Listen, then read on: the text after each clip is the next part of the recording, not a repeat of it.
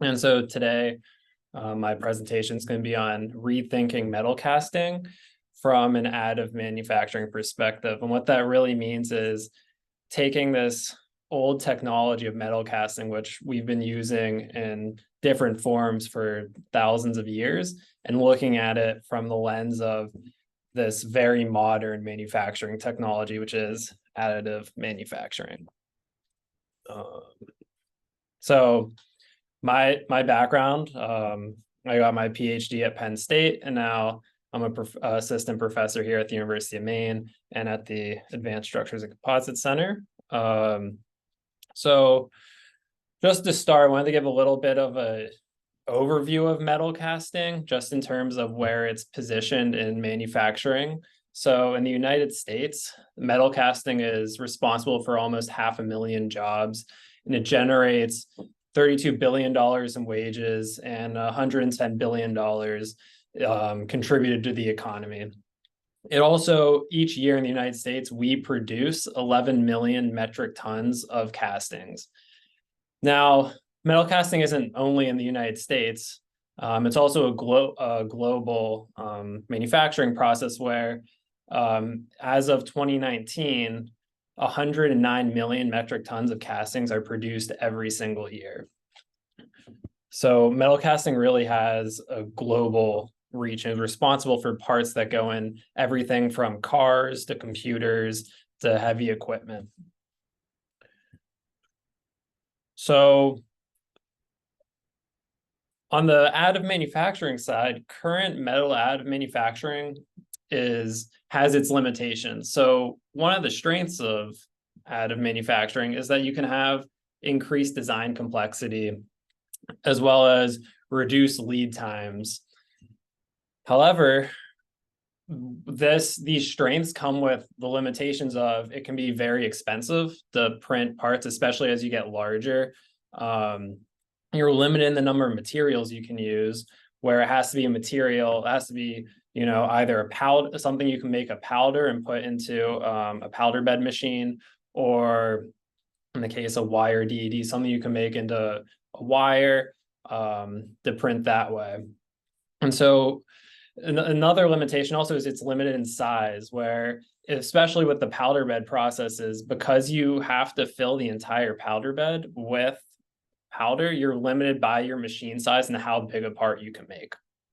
So an alternative to this, which is where my research has been focused, is looking at indirect metal AM. And what I mean by that is looking at how we can combine traditional manufacturing processes with additive manufacturing so that we can keep the strengths of our reduce lead times and increase design complexity, how we can keep those strengths along with the strengths of, as long as eliminating some of these limitations. So reducing our costs, increasing the number of materials we can use, and so on. And so the way that what my research focuses on is using a process called 3D sand printing, which is where we use a binder jet additive manufacturing process to print sand molds.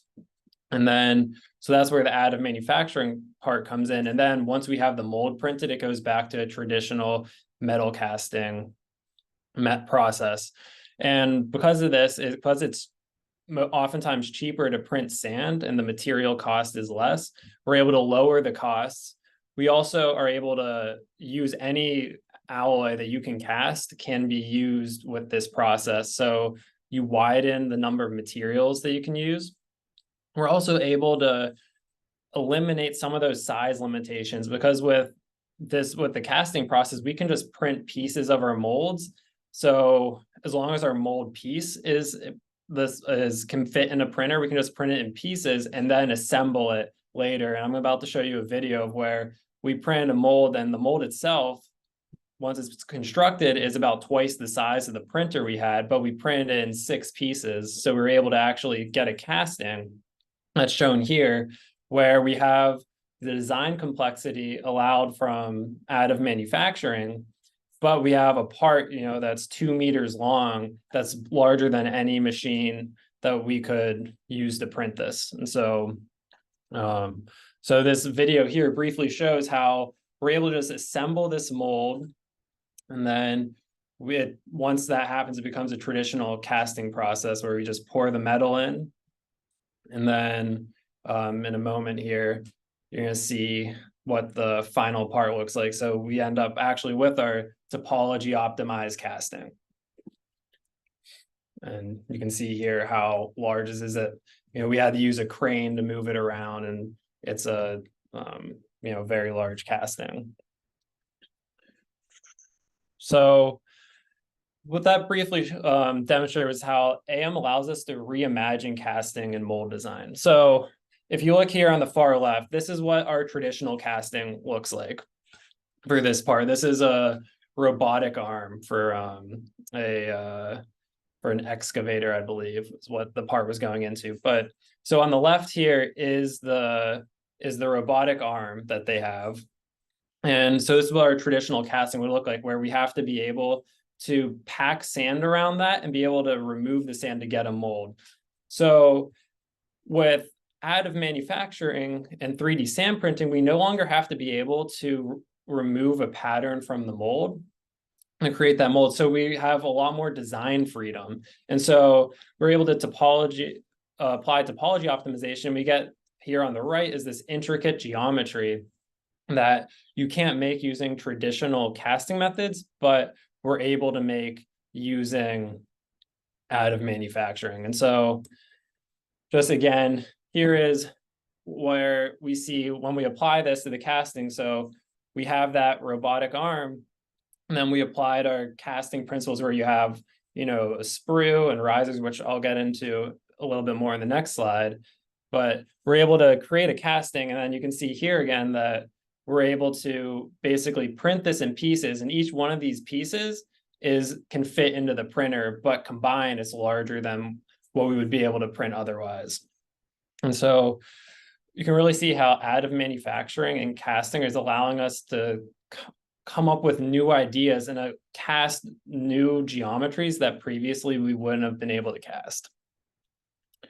So now I want to go into a little bit more of the research side I've been doing. So that before I was that was mostly talking about how with additive manufacturing we can cast geometries and parts that otherwise weren't feasible.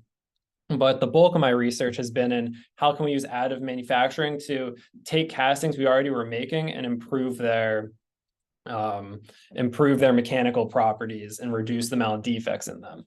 So when you have a sand casting, you have your part that you're interested in, but you also have all these features that have to go onto it that allow you to get the metal into the mold and allow it to solidify properly. So I'm just going to briefly go over the main components of a sand mold. So first we have the pouring basin, which is where you pour the liquid metal into. And then from there, your metal will go down a sprue to get underneath your part because you want to bottom fill your casting. So then we have our sprue. Once it goes from the sprue, it goes into the runner, which this transports your metal underneath your part. So basically you pour into the pouring basin, the metal goes down the sprue, and then once it gets to the bottom of the sprue, it goes into the runner and is transported under your part, where then it enters the gate. And the gate is what connects this whole filling system here to the actual part. And so in this example, this rectangular plate is the casting that we're interested in. So that casting is going to be, at the end of the day, that's what we're most interested in. That'll be the final part that we're looking at. And then finally, we have a vent or risers to both let air out of the mold as it's filling, as well as to counteract some of the shrinkage that occurs during solidification. So the research I'm going to discuss today focuses on using additive manufacturing to redesign the sprue and the runner system to better control fluid flow or the liquid metal flow in the casting, because one of the most significant sources of defects in casting is when you have high velocity and turbulent flow in the sprue and runner system. In metal casting, what we consider high velocity flow is any flow that's entering your casting that's above 0.5 meters per second. As research has shown that when you have your metal velocity higher than that, you're going to see a significant increase in defects. So what we were trying to do is redesign these with the design freedom offered by additive manufacturing so that we can better control that metal flow and reduce its velocity. So first, I want to discuss the research that I did into sprue design. So here you can see this is the traditional straight sprue where we have just it's just like a straight line basically. Then in the 80s and 90s, people figured out that if you tapered your sprue a little bit, you could slow down your metal flow and cause it to backfill, which reduced some of the defects you saw. However, this is still very two-dimensional. So then what we were able to do now with additive manufacturing, we can throw out the rule book on how to design sprues and come up with geometries that before were never possible. So here we have at the top is a conical helix sprue, where the conical helix, why we chose that is because it can gradually transition our metal from the location of the pouring basin down to the runner. And it does two things. One, it increases our length so that the metal has more time to slow down due to friction, as well as we no longer have this sharp right angle at the bottom, because another source of defects is when we have splashing occur in our mold. Because when the metal splashes, it then interacts with the air and the oxygen in the air and forms these oxide films. So with these 3D sprue geometries, specifically this helix, we are able to taper the metal goes from vertical and gradually ends up horizontal at the beginning of the runner. Another geometry we tested, which we consider, we like to call it 2.5D, is this parabolic geometry, where it's not fully 3D like the conical helix, but it still does taper and eliminates this splashing at the bottom. So we also experiment with those geometries as well. So the first thing that we do when we come up with these geometries is that we then use CFD to show that these geometries, which we optimize to reduce velocity, to show that they'll look at to see if they're actually reducing the velocity. And so in these simulations I'm about to show, anywhere in red shows a velocity greater than that 0.5 meters per second threshold. And what we really want to be focusing on is the location in the middle of these plates, because that's where, when the velocity is higher, that's where the defects will occur. So you can see here with the straight sprue, the metal in the middle, there's a streak of high velocity filling in the middle of our actual casting. Whereas with the conical helix sprue, we never see that velocity inside the casting get above the 0.5 meters per second. And I just want to mention that this study here, we've done studies on stainless steel, aluminum, and cast iron alloy, but this, the data I'm going to show today is for the alloy nickel, aluminum, bronze. So once we do the CFD simulations, then we actually worked with foundries to pour these castings. And so once we pour the castings, we pour plates, which are 200 millimeters by 100 millimeters by 15 millimeters. And so we get the plates, and then we do CT scanning and mechanical testing.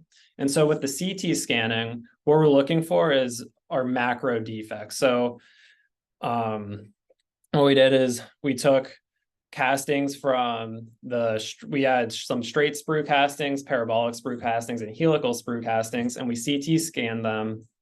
And then these are just representative results. And the next slide will go into actual data from this. But when we visually look at these CT scans, you can see that the straight sprue results in these larger inclusions than the parabolic, and finally the helical sprue has, visually it looks like the least number of inclusions throughout that plate. Now, this is all representative. So what we did is we took the CT scans, we were able to analyze them and quantitatively get defect volumes from that. So here we can see that when the AM geometries we used improved our mechanical properties in NAB. And so this graph on the left is showing our volume percent defect. So if you remember from the last slide where we had the coloration in those plates, so those were voxels that had been identified with having some defect, whether it's porosity or a bifilm or an oxide film. We couldn't tell from the CT scan, but we know there's something there that can act as a crack propagation site. So we're able to actually quantify that as a defect volume. And then what we did was divide it by the total volume of the plate to get a percent volume of defects in the plates. And what we can see here is that our straight sprued castings had a much wider range of defects, as well as a higher percentage of defects in general, while our parabolic and helical sprue geometries, we saw a reduction in this defect volume. Another important thing to look at here is also that casting is known to be a highly variable process, where if we pour the same casting 15 times, we might get 15 different results. So when you look at this, you can see that some of the castings that we did for the straight sprues were of equal quality to the castings of the helical and parabolic sprues. However, the helical and parabolic sprues did reduce that range of values we were getting and improved our casting consistency. And that's because we're getting a more standardized flow. Instead of that free fall where it splashes at the bottom, we're getting flow that chokes off earlier. And so we got more consistent flow in each trial. So the other thing we did is after we CT scanned the castings, we cut them up and did 3-point bending flexural testing. And so here we see similar results where we have a improvement in our ultimate flexural strength, as well as a reduction in this variability, where we see that our straight sprue castings can have very variable results in their flexural strength. And now the implications of this are that when we design castings, when we're designing castings using traditional gating systems, we're designing them so that this minimum value is what we're designing for. We're assuming that the casting is going to fail at this value. But with our additively manufactured sprue designs, we're able now to say that our casting, we can design it for this minimum requirement. It allows us to reduce the weight and kind of redesign our castings based on this improvement in strength. So the next thing that we looked at is we took the same idea of using additive manufacturing and kind of getting out the idea that we need to have these very rigid two-dimensional geometries, and we applied it to the runner. And there were a couple of reasons we did this. The first is, one, we want to show that using both the runner and the sprue, we can improve our properties. And then eventually, with additive manufacturing, we no longer need to think of molds as having, a sprue and a runner and a gate. We can, with additive manufacturing, we no longer have that design restrictions, and we can think of these, hybrid sprue runner systems and come up with really unique geometries to further improve our properties. The other benefit of this is we can use traditional molding techniques potentially to actually manufacture these molds. So we can use these optimized runner designs in more applications than just molds that we're 3D printing, which would really expand the access to these designs. So again, the first thing that we did was the CFD simulations. And you can see here that, again, we do get a reduction in velocity in the middle of our casting. However, it wasn't as large a decrease in velocity as we saw with the sprue designs. Another area of interest is that the CFD simulation suggests that there's going to be some sort of wave in our runner that kind of folds over it on itself. And so that's a little bit concerning, because when we have air folding into the flow, it's going to create potentially oxide film. So that was another area of concern. And that's going to be another point I'll talk about at the end of research that we can continue doing on this. So what the CFD simulations did suggest that we were going to see some reduction in velocity. So then we continued on to we continued to actually pour the castings. So first, I want to discuss briefly about the design into these runners. So with the sprue geometries, what we were doing is we were using both parabolas and conical helixes, which the conical helix is just an Archimedean spiral, which is a defined geometric shape. And a parabola is also, you have an equation for that. It's a defined shape. But with the runners, there's no perfect shape to fit into the geometry of where the runner is. And also, we wanted to have something that's able to be free form, that we can say, there's an obstacle here, so you have to go around it. And so what we did was we actually used non-uniform basis splines, or NURBS curves, as the curve for our runner, and then use a genetic algorithm to optimize it based on different inputs. And the specific inputs we used were, we had an estimation of our velocity that we wanted at the end of the runner, as well as we wanted to minimize the length and reduce these sharp angles, because we know that sharp angles will increase the defects that we see when we have a right angle in our gating system. That has been shown to increase defects. And also, just in terms of, we don't want to cool down our metal too much that it prematurely freezes and solidifies before our casting fills. So what we did is we ran our genetic algorithm. What you can see here on the screen is how the design evolved through each generation. And so the graph on the right shows the fitness that we were doing, and our fitness function incorporated the different parameters we were optimizing. So like I said, that the overall length and the curvature, and then our velocity at the end. And so at the end, I'm going to skip ahead here. So we got this converged design. And so we took that design, and then we were able to basically turn it into our runner and build the casting around that. So what we did is we poured those castings, and then again, we did the same CT scanning and mechanical testing.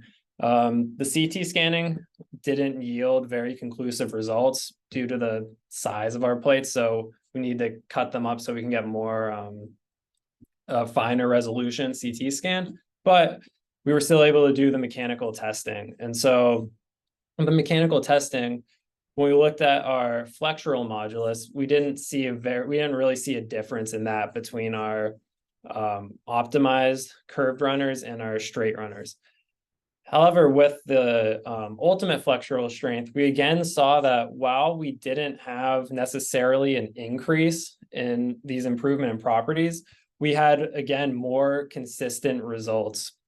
And so what this again allows us to do, like I was saying, is we design for the worst case scenario, and we're improving what that worst case scenario is. So the next steps in this work are going to be, now that we've shown with the sprues we can improve our properties, and with the runners that we can improve our properties, I was saying we want to combine them and create this hybrid sprunner system where we no longer think about things as being this like very regimented, sprue, runner, gate, where we want to have this all just be able to be designed at one time to further improve our results.